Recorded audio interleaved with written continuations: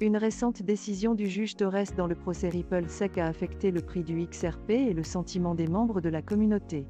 Deux avocats ont prédit que la décision serait bientôt rendue, et la communauté Shiba Inu a dépassé les 3000 projets dans le système d'admission. Dans le même temps, le cofondateur d'Ethereum, Vitalik Buterin, a abandonné plusieurs jetons, indiquant un signe baissier pour le marché. La baleine anonyme BlueWhale 0073 a acquis près de 201 milliards de jetons SHIB. Satoshi Kusama, le développeur principal de Shiba Inu, a également annoncé qu'il ne suivrait plus aucun projet lié à Shibarium. Cet article donne un aperçu des dernières mises à jour de 3 projets différents, le procès RippleSec, Shiba Inu et le cofondateur d'Ethereum, Vitalik Buterin. Il couvre la récente décision concernant les requêtes des parties visant à empêcher les témoignages d'experts dans le cadre du procès RippleSec, le nombre de projets qui ont soumis leur formulaire au système d'admission Shibarium et la vague de vente du cofondateur d'Ethereum, Vitalik Buterin.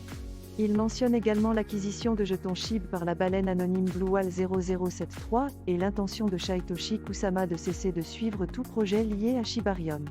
L'article fournit un aperçu de l'état actuel de ces projets et de leurs implications sur le marché.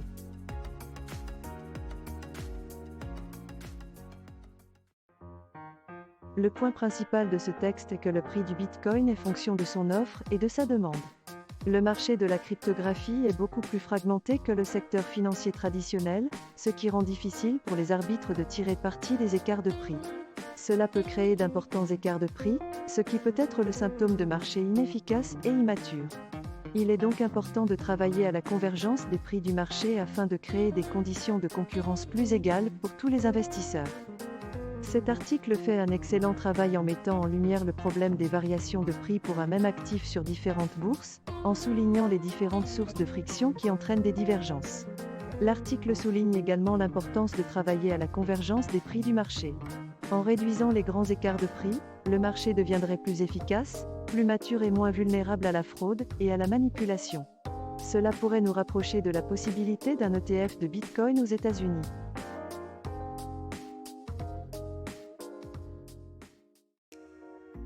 Maverick a lancé un échange décentralisé. Le protocole repose sur un teneur de marché automatisé qui permet aux fournisseurs de liquidités de personnaliser leur gamme de distribution de liquidités et de maximiser leurs revenus. Le protocole fournit 6 pools de liquidités d'une valeur totale bloquée de plus de 10 millions de dollars, comprenant des jetons de Lido Finance, Liquity et Galx. Par rapport à Uniswap, les résultats des tests montrent que les fournisseurs de liquidités peuvent potentiellement générer 10 fois plus de revenus sur Maverick. Le protocole a en outre permis de lever 9 millions de dollars auprès d'investisseurs tels que Circle Ventures, Ledgerprime et Jump Crypto. Cet article traite de l'entrée de Maverick dans le monde de plus en plus concurrentiel des bourses décentralisées, alors que les investisseurs recherchent des alternatives aux bourses centralisées.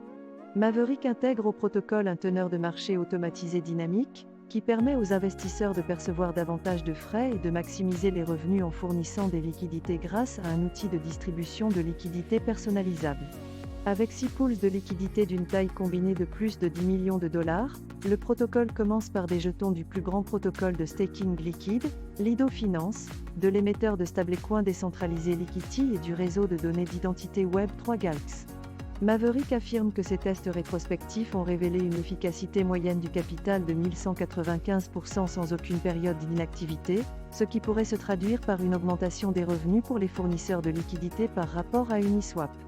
L'article mentionne également les investissements en capital risque de la part de bailleurs de fonds tels que Circle Ventures, Ledgerprime, Jump Crypto et Pantera Capital.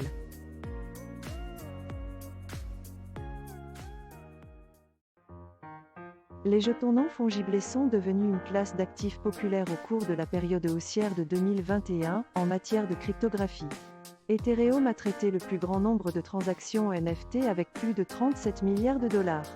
Cependant, Ethereum n'est pas la seule blockchain à prendre en charge les NFT.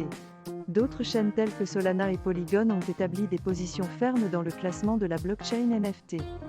La popularité d'Ethereum a même surpris Vitalik Buterin, le cofondateur d'Ethereum. Le développement technique qui a rendu les NFT possibles sur Ethereum a eu lieu en 2015.